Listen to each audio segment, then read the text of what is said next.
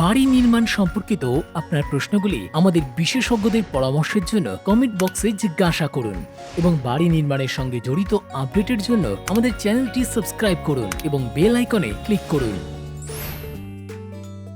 গৃহ নির্মাণের সময় আপনি ভিত, প্লিন্থ ফুটিং এবং কলামের মতো অনেক শব্দ শুনেছেন। আসুন জানি কনস্ট্রাকশনের সাথে জড়িত কিছু জরুরি শর্তাবলী এবং তার মানে। সবার প্রথমে ভিত। গৃহের ভিত অথবা ফাউন্ডেশন বিল্ডিংয়ের সমস্ত লোড ভূমিতে ট্রান্সফার করে। সেই জন্য প্রয়োজনের অনুসারে ইঞ্জিনিয়ারের পরামর্শে ফাউন্ডেশনের গভীরতা এবং প্রস্থ নিশ্চিত করুন। এরপর প্লিন্থ বিম। প্লিন্থ বিম দেওয়াল এবং ফাউন্ডেশনের মধ্যে এক মজবুত বন্ধনের কাজ করে। এটি একটি আরসিসি বিম যা গৃহের লোড ওঠাতে ফাউন্ডেশনকে সাহায্য করে। ফুটিং। একটি ফুটিং কলামের লোডকে এক বৃহৎ এরিয়াতে ট্রান্সফার করে।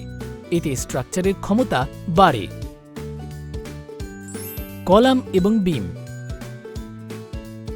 স্ল্যাব থেকে আসা লোডকে বিম কলামের উপরে ট্রান্সফার করে। কলাম সমস্ত লোড ফাউন্ডেশনের উপরে ট্রান্সফার করে। এই সব জিনিস আপন পদ্ধতিতে আপনার গৃহকে মজবুতি প্রদান করে। এগুলির নির্মাণ সাবধানতার সাথে করা উচিত।